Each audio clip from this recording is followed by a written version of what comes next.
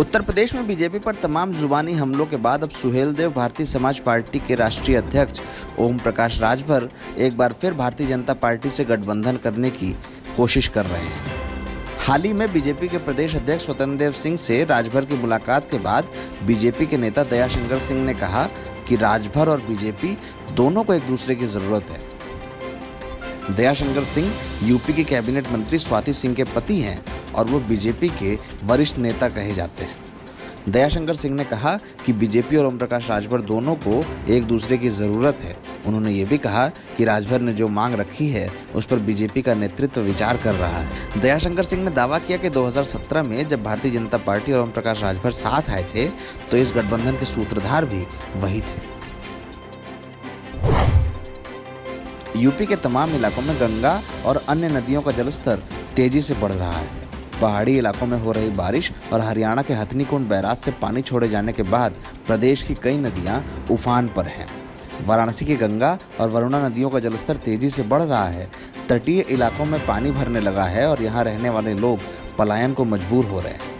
इसके अलावा प्रयागराज में भी गंगा और यमुना नदियों का जलस्तर तेजी से बढ़ रहा है, जिसके कारण तमाम तटीय इलाकों में बाढ़ जैसी स्थितियां बन रही हैं। देश में पेट्रोल की कीमतें भले ही 100 रुपए से ऊपर पहुंच गई हों, लेकिन इन सभी स्थितियों के बीच उत्तर प्रदेश में भारतीय जनता पार्टी को यूपी में किसी भी तरह की महंगाई नहीं दिखती है। यूपी बीजेपी के प्रमुख स्वतंत्र देव सिंह ने शनिवार को एक निजी टीवी चैनल से बातचीत में कहा कि यूपी में कहीं पर भी महंगाई नहीं है। प्रदेश के आगामी चुनाव में महंगाई का विषय कोई मुद्दा भी नहीं बनने वाला है। सिंह ने यह भी कहा कि प्रदेश में समाजवादी पार्टी और बहुजन समाज पार्टी को जनता वोट नहीं देगी और एक बार फिर प्रदेश में भारतीय जनता पार्टी की सरकार बनेगी। इलाहाबाद यूनिवर्सिटी के हॉस्टलों में रहने वाले छात्रों से बिजली का बकाया बिल भरने के लिए पेनाल्टी वसूली जाएगी। इलाहाबाद यूनिवर्सिटी के प्रशासन ने हॉस्टल के कमरे में अवैध रूप से रह रहे छात्रों से 5,000 रुपये मासिक के हिसाब से पेनाल्टी वसूलने की तैयारी की है।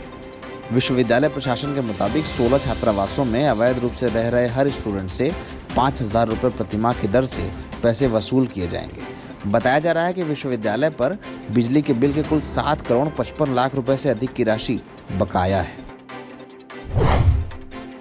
यूपी सरकार के प्रवक्ता और कैबिनेट मंत्री सिद्धार्थनाथ सिंह ने समाजवादी पार्टी के मुखिया अखिलेश यादव पर निशाना साधा। अखिलेश यादव ने यह दावा किया था कि यूपी में होने वाले विधानसभा चुनाव के दौरान समाजवादी पार्टी को 400 सीटें मिलेंगी।